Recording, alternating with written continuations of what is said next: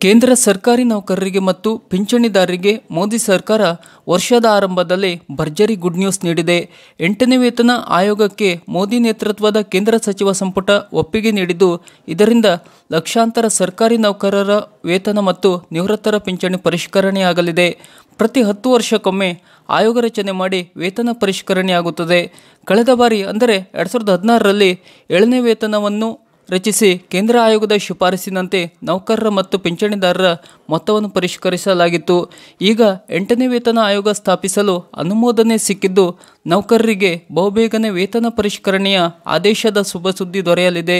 ಈ ಬಗ್ಗೆ ಸುದ್ದಿಗಾರರೊಂದಿಗೆ ಮಾಹಿತಿ ಹಂಚಿಕೊಂಡ ಕೇಂದ್ರ ಸಚಿವ ಅಶ್ವಿನಿ ವೈಷ್ಣವ್ ಅವರು, ನೌಕರರ ಮೂಲ ವೇತನದ ವಿರುದ್ಧ ಡಿಎ 50%ಗಿಂತ ಹೆಚ್ಚಾದ ಕಾರಣ ಆಯೋಗವನ್ನು ಮಂಜೂರು ಮಾಡಲಾಗಿದೆ ಮತ್ತು ಅದರ ಪ್ರಕಾರ ವೇತನ ಹೆಚ್ಚಳವು ವೆಚ್ಚ ಸೂಚ್ಯಂಕವನ್ನು ಆಧರಿಸಬೇಕು ಎಂದು ಹೇಳಿದ್ದಾರೆ. ಇನ್ನು 8ನೇ ವೇತನ ಕೇಂದ್ರ ಸಚಿವ ಸಂಪುಟ ಒಪ್ಪಿಗೆ ನೀಡಿದ ಬೆನ್ನಲ್ಲೇ ನೌಕರರಿಗೆ ಎಷ್ಟು ವೇತನ ಪರಿಷ್ಕರಣೆಯಾಗಲಿದೆ ಎಂಬ ಲೆಕ್ಕಾಚಾರ ಶುರುವಾಗಿದ್ದು, ಅದರನ್ವಯ ಮಾಹಿತಿ ಹೀಗಿವೆ. 8ನೇ ವೇತನ ಆಯೋಗವು ವಿವಿಧ ರೀತಿಯ ಸರ್ಕಾರಿ ಸಿಬ್ಬಂದಿಗೆ ಪ್ರಯೋಜನವನ್ನು ನೀಡುತ್ತದೆ. ಕೇಂದ್ರ ಸರ್ಕಾರದ ನೌಕರರು ವಿವಿಧ ರೀತಿಯ ಸಚಿವಾಲಯಗಳು, ಇಲಾಖೆಗಳೊಂದಿಗೆ ಸಂಬಂಧ ಹೊಂದಿರುವ ಸುಮಾರು 50 ಲಕ್ಷ ಉದ್ಯೋಗಿಗಳು ಇದರ ಪ್ರಯೋಜನ ಪಡೆಯಲಿದ್ದಾರೆ. ಇನ್ನು 65 ಲಕ್ಷ ಪಿಂಚಣಿದಾರರು, ಸರ್ಕಾರದ ವಿವಿಧ ಇಲಾಖೆಗಳ ಪಿಂಚಣಿದಾರರು ಕೂಡ 8ನೇ ವೇತನ ಆಯೋಗದ ಶಿಫಾರಸಿನಲ್ಲಿ ಅಡಕವಾಗಿರುತ್ತಾರೆ. ಇನ್ನು 8ನೇ ವೇತನ ಆಯೋಗದ ಕನಿಷ್ಠ ವೇತನ ಹೆಚ್ಚಳ ಆಯೋಗದ ಅಡಿಯಲ್ಲಿ ವೇತನ ಹೆಚ್ಚಳವು ಸಮಿತಿಯ ಶಿಫಾರಸುಗಳನ್ನು ಅವಲಂಬಿಸಿರುತ್ತದೆ. ಆದರೂ ಮೂಲ ವೇತನವನ್ನು ಸರಿಹೊಂದಿಸಲು ಪಿಟ್ಮೆಂಟ್ ಅಂಶ ಗಣಕವು ಪ್ರಾಥಮಿಕವಾಗಿ ಸಂಬಳ ಹೆಚ್ಚಳವನ್ನು ಆಧರಿಸುತ್ತದೆ. ವೇತನ ಹೆಚ್ಚಳವನ್ನು ನಿರ್ಧರಿಸುವಲ್ಲಿ ಪಿಟ್ಮೆಂಟ್ ಅಂಶವು ಬಹಳ ಮುಖ್ಯವಾಗಿದೆ.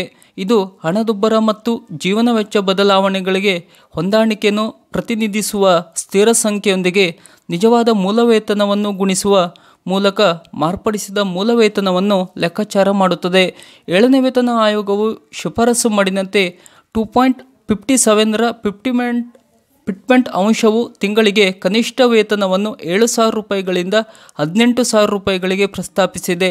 ಹಣದುಬ್ಬರ ಮತ್ತು ಜೀವನ ವೆಚ್ಚದಲ್ಲಿನ ಹೆಚ್ಚಳವನ್ನು ಪರಿಗಣಿಸಿ 8ನೇ ವೇತನ ಆಯೋಗವು ಹೆಚ್ಚಿನ ಗುಣಕವನ್ನು ಸೂಚಿಸಬಹುದು. ಪ್ರಸ್ತುತ ಒಬ್ಬ ಉದ್ಯೋಗಿಗೆ 18,000 ರೂಪಾಯಿ ಮೂಲ ವೇತನವಿದ್ದರೆ 8ನೇ ವೇತನದ ಲೆಕ್ಕಾಚಾರದಂತೆ ಪಿಟ್ಮೆಂಟ್ ಅಂಶವು 2.5 ಆಗಿದ್ದರೆ ಮೂಲ ವೇತನವು ಸುಮಾರು 18,000 ಗುಣಿಸು 2.5 ಈ ಲೆಕ್ಕಾಚಾರದಲ್ಲಿ 45,000 ರೂಪಾಯಿಯಾಗಿರುತ್ತದೆ.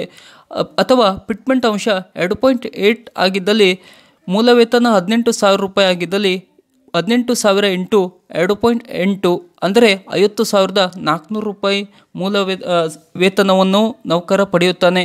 ಇದು ಸಾಮಾನ್ಯವಾಗಿ ವೇತನ ಮಟ್ಟ ಮತ್ತು ಆಯೋಗವು ಅನುಮೋದಿಸಿದ ಅಂತಿಮ ಪಿಟ್ಮೆಂಟ್ ಅಂಶವನ್ನು ಅವಲಂಬಿಸಿ ಮಾಸಿಕ 40,000ದಿಂದ 50,000 ರೂಪಾಯಿವರೆಗೆ ಒಬ್ಬ ಉದ್ಯೋಗಿ ವೇತನ ಹೆಚ್ಚಳವನ್ನು ಪಡೆಯುತ್ತಾನೆ.